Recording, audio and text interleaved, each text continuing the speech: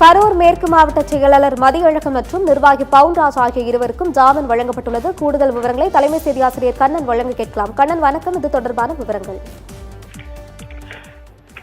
கரூரில் நடிகர் விஜயின் பிரச்சார கூட்ட நெரிசலில் சிக்கி 41 பேர் உயிரிழந்த சம்பவத்தில் கரூர் மாவட்ட தாவேகா செயலாளர் மதியழகன் மற்றும் கரூர் மாநகர பொருளாளர் பவுன்ராஜ் ஆகியோர் கைது செய்யப்பட்டு சிறையில் அடைக்கப்பட்டிருந்தனர். அவர்களுக்கான காவல் நீட்டிப்பு மனு மீதான விசாரணை இன்று கரூர் குற்றவியல் நீதிமன்றத்தில் நடைபெற்றது.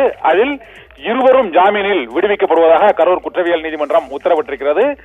கரூர் நெரிசல் சம்பவ விசாரணை சிபிஐக்கு மாற்றப்பட்டுள்ள நிலையில் கரூர் தாவேகா மாவட்ட செயலாளர் மதியழகனும் கரூர் மாநகர பொறுப்பாளர் பவுன்ராஜும் இன்று ஜாமீனில் விடுவிக்கப்பட்டுள்ளனர். கரூர் குற்றவியல் நீதிமன்றம் அவருக்கு ஜாமீனில் விடுவித்து உத்தரவு பிறப்பித்திருக்கிறது. இதனால் கரூர் மாவட்ட செயலாளர் மதியழகனும் கரூர் மாநகர பொறுப்பாளர் பவுன்ராஜும் இன்று ஜாமீனில் விடுவிக்கப்பட்டுள்ளனர்.